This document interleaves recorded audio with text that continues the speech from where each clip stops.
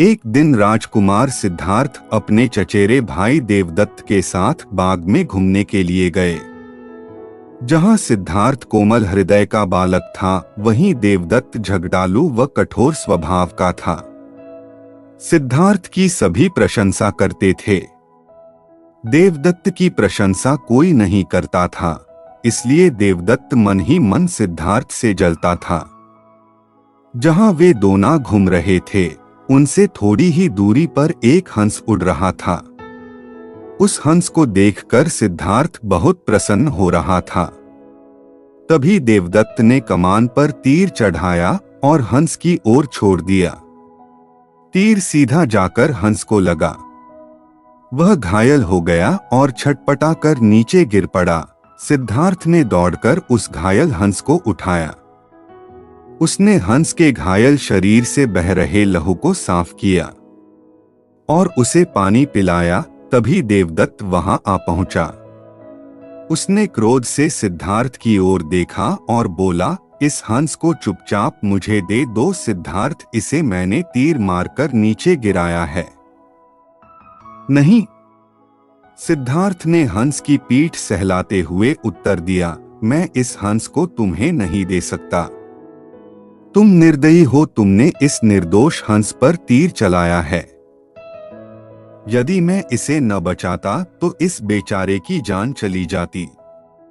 देखो सिद्धार्थ, देवदत्त उसे घूरकर बोला, यह हंस मेरा है।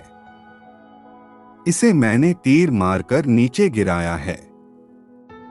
इसे चुपचाप मुझे दे दो। यदि नहीं दोगे तो मैं राज दरबार में जाकर तुम्हारी शिकायत करूंगा।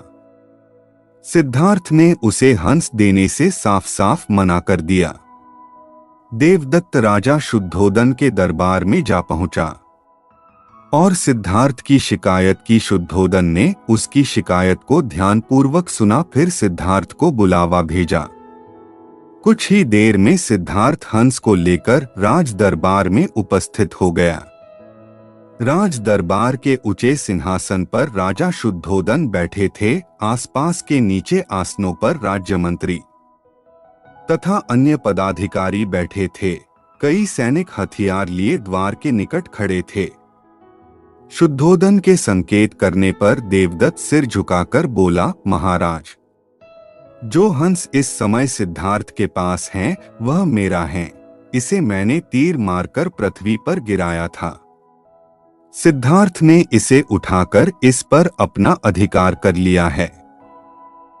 यह हंस मेरा है, कृपया इसे मुझे दिलाया जाए। राजा शुद्धोदन ने सिद्धार्थ की ओर देखा और बोलने की ओर संकेत दिया। सिद्धार्थ ने सिर झुकाकर शांत स्वर में कहा, महाराज, यह हंस निर्दोष है। यह बिना किसी को कोई कष्ट दिए उड़ा जा रहा था। देवदत्त ने इसे तीर मारकर घायल कर दिया। मैंने इसका उपचार किया है, इसके प्राण बचाए हैं। मैं समझता हूं कि प्राण लेने वाले से अधिक प्राण बचाने वाले का अधिकार होता है। मैं आपसे प्रार्थना करता हूं कि यह हंस मेरे पास ही रहने दिया जाए।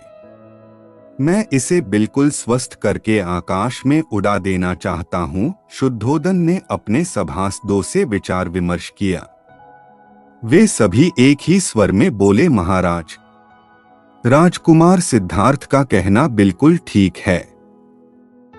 जीवन लेने वाले से बचाने वाले का अधिक अधिकार होता है। अतः हंस राजकुमार सिद्धार्थ के पास ही रहने देना चाहिए। राजा शुद्धोदन ने सभासदों की बात मान ली। उन्होंने सिद्धार्थ से कहा, इस हंस पर तुम्हारा अधिकार है, तुम इसे ले जा सकते हो।